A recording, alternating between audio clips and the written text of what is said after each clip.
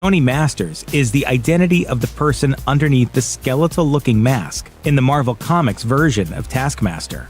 However, the Marvel Cinematic Universe changes things up a bit with the character's identity for Black Widow, revealing, after a lot of speculation over the past few months, Taskmaster to be someone from Natasha's past. Spoiler alert, the MCU Taskmaster is none other than Antonia Dreykov. Wait, who? That's a name that traces back to the original I've Got Red in My Ledger conversation Natasha has with Loki aboard the S.H.I.E.L.D. helicarrier in the first Avengers film. Can you wipe out that much red? Dreykov's daughter? Dreykov's daughter was just a young girl when she was caught in the explosion that took place during Nat's final mission, to eliminate Dreykov himself, the mastermind behind the Red Room, before joining S.H.I.E.L.D. When the mask comes off, Antonia presents a scarred and ruined face to her rival. However, as you might guess, the person who plays Antonia is rather attractive in real life, and you may have seen her before in her previous work.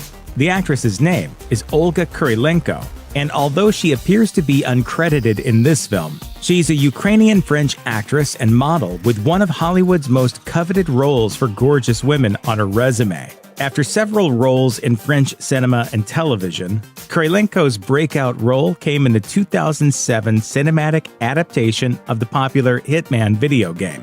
Starring Timothy Olyphant in the title role as Assassin Agent 47, the film revolves around his murder missions for the organization, a shadowy group that trains young men to be professional killers from a young age.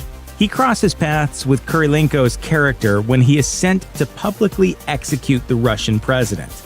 Hitman managed a dreadful 16% critics score on Rotten Tomatoes, but grossed an impressive $99 million against its $24 million budget. It was due for a sequel, in which Olyphant did not plan to appear, but was instead rebooted in 2015's Hitman Agent 47 with Rupert Friend in the lead role.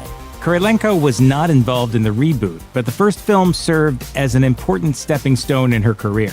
A year after Hitman was released, Kurylenko became a Bond girl early in her acting career, starring in Quantum of Solace opposite Daniel Craig in 2008. The Hollywood Reporter stated in 2019 that she found her niche during that movie and has been in contention for some of the industry's most action-oriented leading lady roles. She starred in Oblivion with Tom Cruise in 2013 and was a runner-up to Gal Gadot for the role of Wonder Woman in the DC Extended Universe.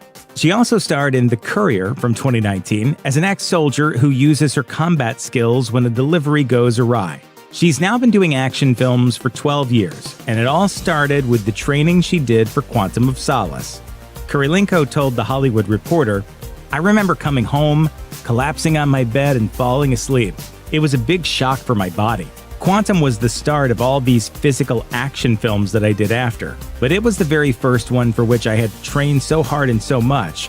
It was 6 months and so intense. For the first month, I trained literally every day, from morning till evening. I went from doing nothing to suddenly doing everything that's super intense." She noted that regular gym workouts never gave her endorphins, but martial arts or sparring do. She's clearly in the right line of work.